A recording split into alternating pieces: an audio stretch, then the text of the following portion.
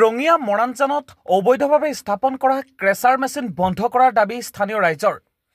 ভুৱা এনঅচি লৈ ৰাষ্ট্ৰীয় ঘাইপথৰ সমীপতে স্থাপন কৰিবলৈ লৈছে এনে শিল ভঙা উদ্যোগ। ৰঙিয়াৰ সোঁমাজেৰে যোৱা ২৭ নং ৰাষ্ট্ৰীয় ঘাইপথৰ সমীপত ভুৱা এনঅচি লৈ বৃহৎ আকাৰৰ ক্ৰেচাৰ মেচিন স্থাপন কৰা কোন এই উত্তম কুমাৰ সাহা। কেইবাখনো গাঁৱৰ ৰাইজক অন্ধকাৰত ৰাখি কাৰবলত বলিয়ান হৈ এনেদৰে শিল ভঙা উদ্যোগ স্থাপন কৰিব লৈছে, এয়া এক ডাঙৰ প্ৰশ্ন হৈ পৰিছে। মানৰ বহতি অঞ্চলত বন্ধ কৰক, বন্ধ কৰক, বন্ধ কৰক, ক্ৰেচাৰ মেচিন বন্ধ কৰক, বন্ধ কৰক, বন্ধ কৰক। অতি গোপনে স্থাপন কৰা এই শিল ভঙা ক্ৰেচাৰ মেচিন উক্ত অঞ্চলত স্থাপন কৰাত জাঙুৰ খাই উঠিছে মৰাণজানা অঞ্চলৰ ৰাইজ। উক্ত স্থানত পূৰ্বতে কয়লাৰ এটা উদ্যোগ আছিল যদিও সেই উদ্যোগটোৰ বাবে অঞ্চলটোৰ ৰাইজৰ চকুৰ দেহৰ ছাল আদিৰ লগতে বিভিন্ন ধৰণৰ ৰোগত আক্ৰান্ত হৈছিল। ৰাইজে তীব্ৰ বিৰোধিতা কৰি প্ৰতিবাদ কৰাত উক্ত স্থানৰ পৰা উঠাই নিবলৈ বাধ্য হৈছিল কয়লাৰ উদ্যোগটো। কিন্তু হঠাৎ পূৰ্বৰ সেই একে ঠাইতে গোপনে সকলো পক্ষক মেনেজ কৰি উত্তম কুমাৰ সাহা নামৰ ব্যক্তি এজনে মৰাণজানা গাঁও পঞ্চায়তৰ পৰা পলি এগ্ৰ ইণ্ডাষ্ট্ৰী স্থাপনৰ নামত লৈছিল এনঅচি। কিন্তু ইয়াৰ বিপৰীতে সাহা উপাধিৰ ব্যক্তিগৰাকীয়ে অতি গোপনে এক পৰিৱেশ সৃষ্টি কৰা শিল ভঙা উদ্যোগ স্থাপন কৰিবলৈ লৈছে। কোনো কাৰণতে জনসাধাৰণৰ বসতিপূৰ্ণ অঞ্চল এটাত এনেধৰণৰ উদ্যোগ স্থাপন কৰিবলৈ দিয়া নহ'ব বুলি স্থানীয় ৰাইজে পুনৰবাৰ হুংকাৰ প্ৰদান কৰিছে। আপোনালোকে আমাৰ পিছফালে দেখা পাইছে যে এই ডাঙৰ ডাঙৰ কিবা কিবি মেচিন আছে।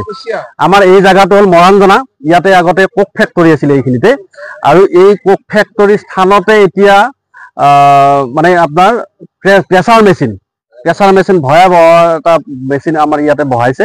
আপোনালোকে লক্ষ্য কৰিছে হাইৱেটো মাত্ৰ ইয়াৰ পৰা 20 মিটাৰ হ'ব। ইতিমধ্যে আপোনালোকে জানে যে 500 মিটাৰৰ ভিতৰত কোনো ইণ্ডাষ্ট্ৰী বহিব নোৱাৰে, অসম চৰকাৰৰ যি নিৰ্দেশনা আছে সেই মৰ্মে। কিন্তু আজি 500 মিটাৰ দূৰৰ কথা 20 মিটাৰৰ ভিতৰতে আজি ক্ৰেচাৰ মেচিনৰ দৰে মেচিন বহাইছে, আৰু চাৰিওফালে আপোনাৰ মানুহৰ বসতি। গতিকে এই মানুহৰ বসতি অঞ্চলত আপোনাৰ ক্ৰেচাৰ মেচিনৰ দৰে ইণ্ডাষ্ট্ৰী বহোৱাৰ কাৰণে কোনে পাৰ্মিশ্যন দিছে সেই উত্তৰ আমাক আজি লাগে। আৰু আমি কৈছো যে এতিয়া বৰ্তমান মেট্ৰিক পৰীক্ষা চলি আছে, হায়াৰ ছেকেণ্ডাৰী পৰীক্ষা চলি আছে। এই সময়খিনিত আজি গোটেই ৰাতি ইয়াত কাম চলি থাকে, লোডিং আনলোডিং, ডাম্পাৰৰ যি শব্দ, এই শব্দৰ ফলত ৰাতি মানুহ শুব নোৱাৰে। তাৰ আজি ষ্টুডেণ্টে পঢ়া শুনা কৰিব পৰা নাই। গতিকে এই ক্ষেত্ৰত আমি ইয়াৰ যি মালিক, এই মালিক পক্ষক আমি জনাব বিচাৰিছো যে এই যি ইণ্ডাষ্ট্ৰী মানুহৰ মাজত যি পাতি লৈছে, এই ইণ্ডাষ্ট্ৰী তেওঁলোকে বন্ধ কৰিব লাগিব, অন্যথা আমি আগন্তুক সময়ত আমি ইয়াতে ভয়ংকৰভাৱে আমি আন্দোলন কৰাৰ কাৰণে আমি আগবাঢ়ি যাব লাগিব। আৰু ইতিমধ্যে আমাৰ ইতিহাস আছে যে এই স্থানত কয়লা ইণ্ডাষ্ট্ৰী আছিল, আৰু এই কয়লা ইণ্ডাষ্ট্ৰী আমি মৰাণজানা ৰাইজে লগ লাগি বন্ধ কৰিছো। গতিকে আমি তেওঁলোকক জনাই দিব বিচাৰিছো যে এই মানুহৰ বসতিৰ স্থলত যাতে কোনো ধৰণৰ এই ধৰণৰ যি আপোনাৰ ইণ্ডাষ্ট্ৰী বহুৱাইছে তেওঁলোকে অনতিপলমে ইয়াৰ পৰা উঠাই লৈ যাওক। আৰু ইতিমধ্যে আমাক ইয়াৰ যি মেনেজিং কমিটি আছে, মেনেজিং যিবিলাক আছে, তেওঁলোকে আমাক কথা দিছে যে তেওঁলোকে মালিকৰ লগত কথা পাতিছে, আজিৰ পৰা তেওঁলোকে কাম বন্ধ ৰাখিব।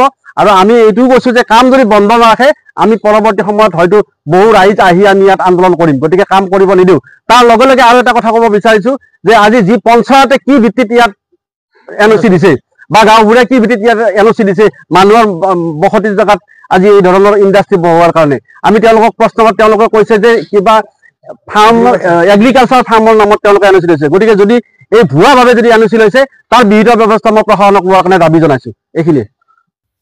ৰঙিয়াৰ পৰা সৰু খানৰ ৰিপৰ্ট, ডেইলি 24 লাইভ।